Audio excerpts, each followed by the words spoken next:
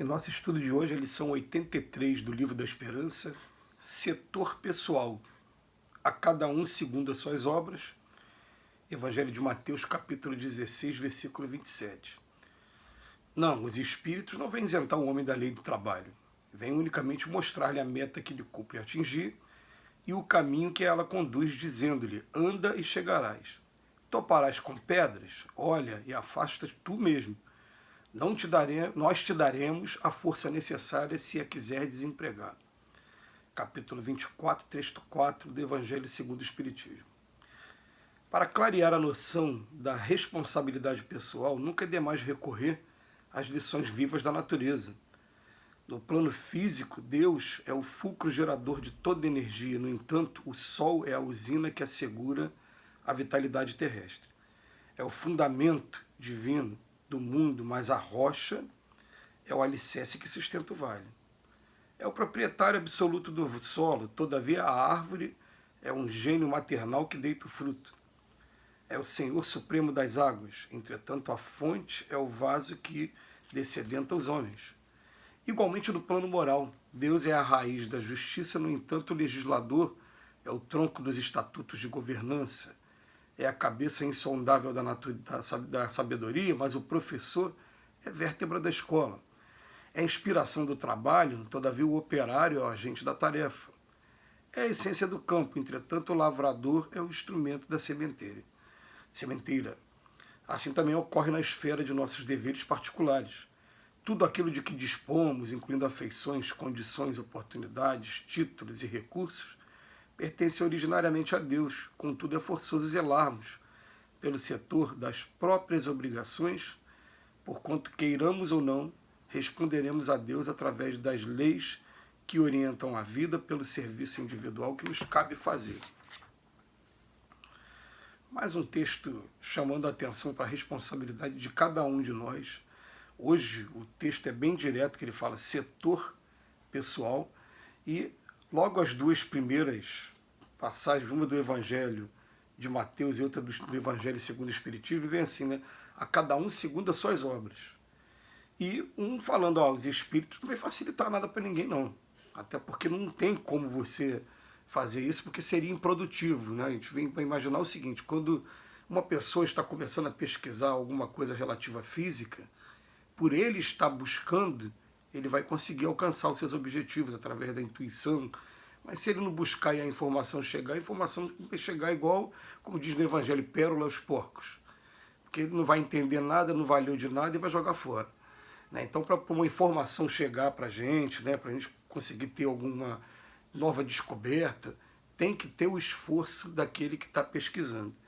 E logo em seguida, ele vem chamar a atenção, primeiro buscando a natureza, mais uma vez, falando, preste atenção na natureza, porque Deus, ele é o fulcro gerador de toda energia, não é?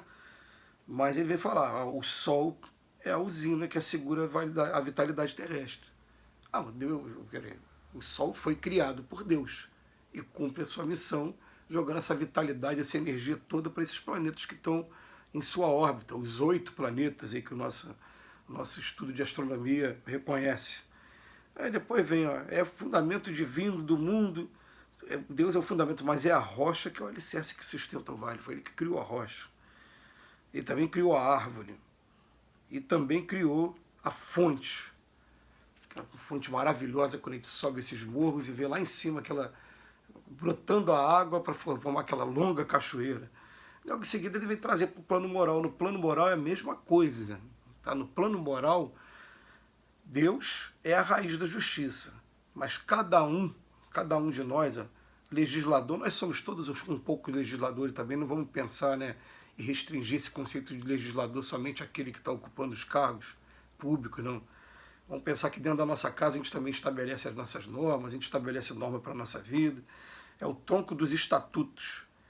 Depois ele fala, Deus é a cabeça insondável da sabedoria, mas e o professor?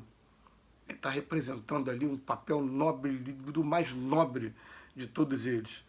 Depois ele fala do operário também, Deus é a inspiração para o trabalho, mas é o operário que é o agente da tarefa, precisa o tempo todo do nosso papel, precisa o tempo todo do setor pessoal, e a cada um segundo as suas obras.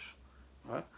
Aí depois ele vem falar para a gente agora com relação aos nossos deveres particulares, e mais uma vez, para algumas pessoas, principalmente aqueles que são ateus, e na maioria dos ateus são pessoas que se decepcionaram com as religiões ou quiseram mais liberdade porque tiveram algumas religiões que eram realmente aquelas que tolhiam a sua liberdade, né, como acontece até os dias de hoje. Então, fala, olha, a pessoa não reconhece ainda que tudo aquilo que dispomos, tudo, condições, oportunidades, pertence originariamente a Deus, né?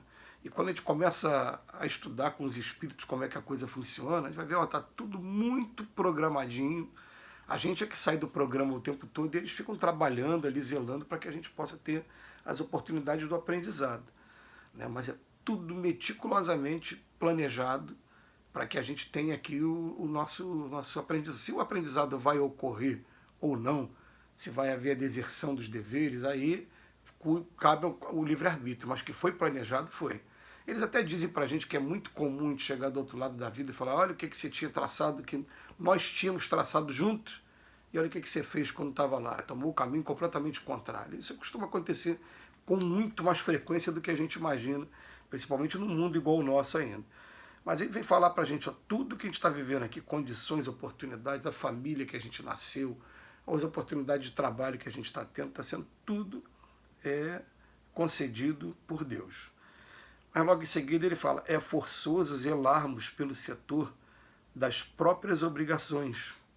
A gente tem que fazer agora a nossa parte, né? A gente recebe aqui as pequenas missões e que elas vão nos preparando, porque aos poucos, quando eu me sinto preparado para uma determinada coisa, ela agora entrou definitivamente para o meu patrimônio moral. Agora eu parto para novos empreendimentos, para novas tarefas.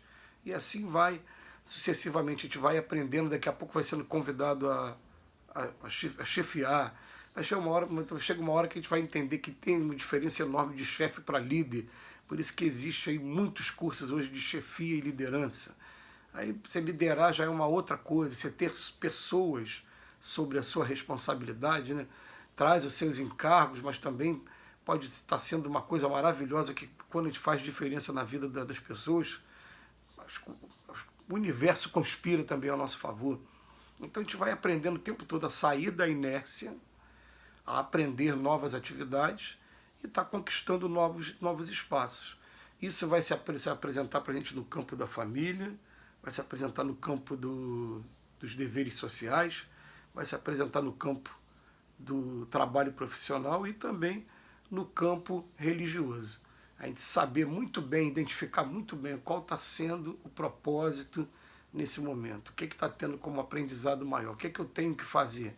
E até mesmo aprender, né, com isso, a não perder muito tempo com coisas que ou não estão no nosso programa ou estão completamente em desacordo com tudo que seja edificante, né?